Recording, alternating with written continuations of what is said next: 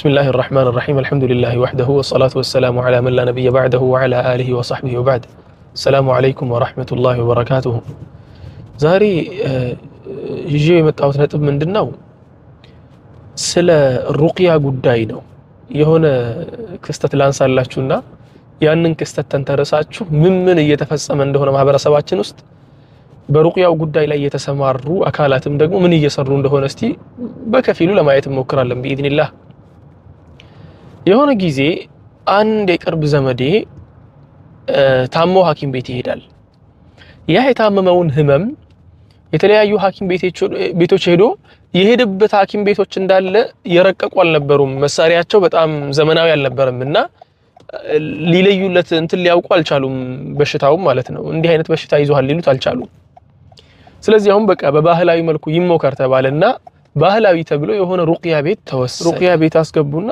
እንደ ይሄ እኮ በጣም ቀላል እኮ ነው አሉ ምንድነው ሲባል አይ ይሄማ በጣም ቀላል ነው ሲህር ነው ሲህርን አውቀዋለሁ እኔ መጽሐፍ ላይ አንብቤዋለሁ ምን እንደሆነ መጽሐፍ ላይ ብቻ አይደለም hatta ሲህር የነበረባቸውን ሰዎች እንቀራባቸው ነበር ሲህር ነው አው ሲህር ነው ተባለ እኔ እዚያ ቦታ ላይ አልነበርኩም በጊዜው ከዚያ በኋላ ደወሉና ክፍያኮ በጣም ከፍተኛ ብር ተጠየቅን አሉኝ ስንት ብር ብዬ ስጠይቃቸው ለአንዲት ብልቃጥ ዘይት 12000 ብር ነው የተጠየቅነው የሚገርማችሁ ነገር ያንን ዘይት አብዛኛው እነሱ የሚጠቀሙት ዘይት በ150 ብር እና በ200 ብር በዚያ ጊዜ ማለት ነው በ150 ብር እና በ200 ብር የሚገዛውን ዘይት ከፋፍለውት ለ30 ለ25 ሰው ከፋፍለውት አንዱን ብልቃጥ 12000 ነው የሚሸጡት እኔ ወላሂ የዚያን ቀን የተናደድኩት እንዴት አላህ ብቻ ነው የሚያውቀው ትንሽዬ ብልቃጥ ዘይት ናት አሉኝ 12000 ብር በቃ ተው ህክምና ያስፈልግምና ተመለሱ አልኳቸው ተመለሱ ከዚያ በኋላ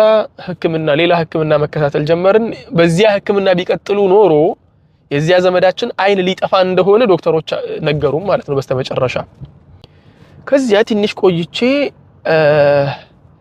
ለሆነ ጉዳይ ለሆነ ቀረጻ ነገር ነበርብንና አዲስ አበባ መጣን ስመጣ ጁምዓ መስጊድ የሰግድ ነው የሆነ ትልቅ መስጊድ ነው መስጊዱን አሁን ላይ ስሙን አላስታውሰውም ይቅርታ ትልቅ መስጊድ ነው እዚያኔ ኮንቴነር ነገር ነው የሆነ የብረት መስጊድ ነው እዚያ ላይ የሚያሰግደው አሰጋጅ ከሳዑዲ ነበር ኢትዮጵያ የተመለሰው አረብኛውም ያስታውቃል ሲናገር የነበረው ዳዕዋ ያደረገበት አረብኛውም ማለት ነው ከሳዑዲ እንደተመለሰ ያስታውቃልና እሱ ነበር ኹጥባ ያደረገው ኹጥባው ስለ ሩቅያ ነበር የሚናገረው እየተደረጉ ያሉትን በላኦችን በሩቅያ ስም ለካ ያልተሰራ በደል የለም በሩቅያ ስም ይፈወሳሉ በሚል ስም ያልተደረገ በደል የለም በቃ ሰው በጣም ብዙ ብር ዘርፈዋል ሰውን በጣም ብዙ ችግር ሰዎች ላይ አድርሰዋል እንዴ ጤነኛ ሆኖ እነሱ ጋር ሄዶ እኮ ሰው ተደብድቦ ቤት ገብቷል እኮ አይደል እንዴ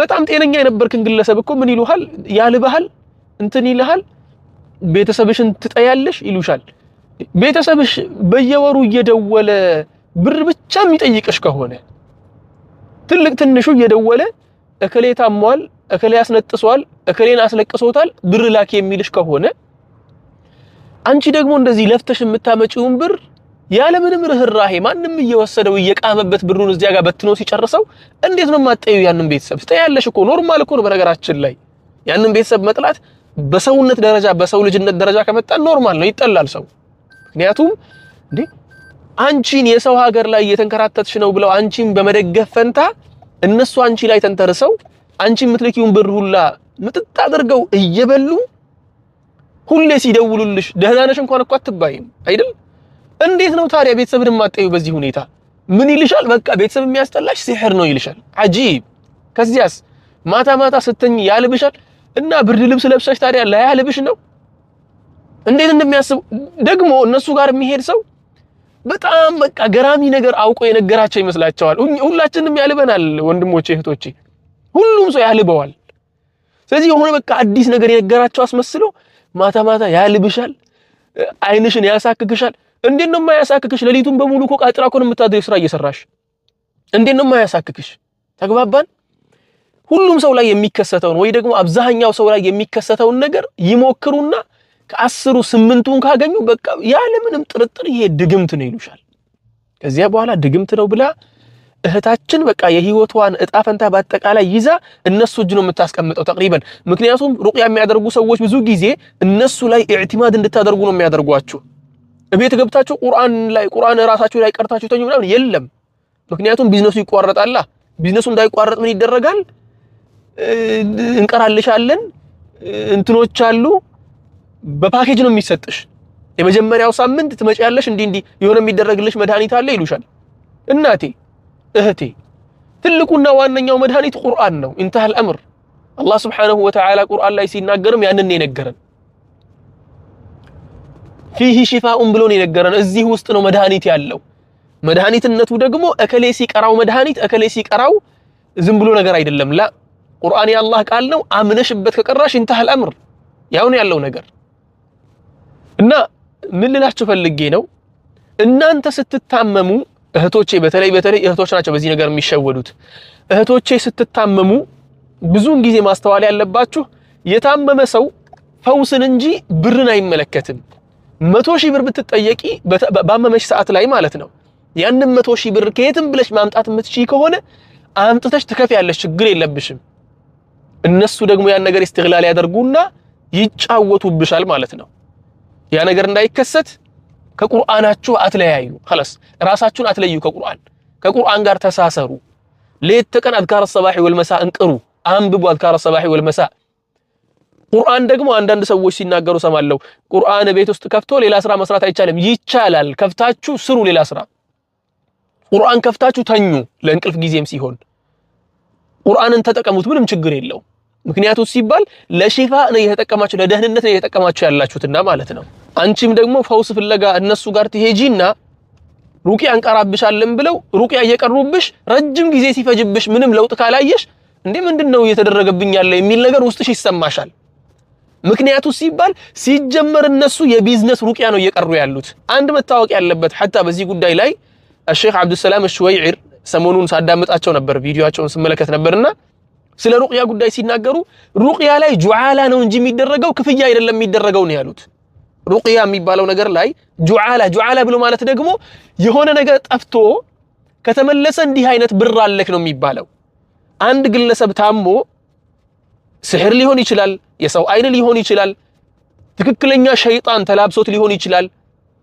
ያን ነገር አላህ Subhanahu Wa Ta'ala ካዳነሽ እኔ ቀርቼብሽ በኔ ምክንያት አላህ Subhanahu Wa Ta'ala ጤንነትሽን የሚመልስልሽ ከሆነ ይሄን ያክል ብር ትከፊኛለሽ ብሎ መስራት ችግር የለውም። ያ ምክንያቱም ጁዓላ ነው ስለማይታወቅ መጨረሻው። ግን ዝም ብሎ ብቻ 2 ጀልሳ 3 ጀልሳ እያሉ ብቻ በየጀልሳው 1000 2000 ብር ያስከፈሉ መሄዱ ሸሪዓዊ አግባብ አይደለም ብለው ነው የተናገሩት ማለት ነው። ምን ልላችሁ ፈልጌ ነው፣ ይሄን አሁን ሩቅያ የሚቀሩ አብዛኛው ሰዎች ቢዝነስ አድርገውታል። በቃ ይህ ነገር ደግሞ ቢዝነስ ከሆነ በቢዝነስ መዳን ከባድ ነው። በቢዝነስ መዳን ይከብዳል በጣም።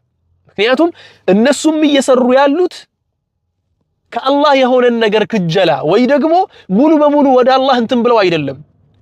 ኢቭን መስራት ያለባቸው ነገሮችን ሊተው ይችላሉ። አይታችሁ ከሆነ እኮ ድሮ ታስታውሳላችሁ፣ ልጅ እያለን ቤት የሚሰሩ ግንበኞች ቤቱ ሙሉ ኮንትራት ነው የሚሰጣቸው ብዙ ጊዜ።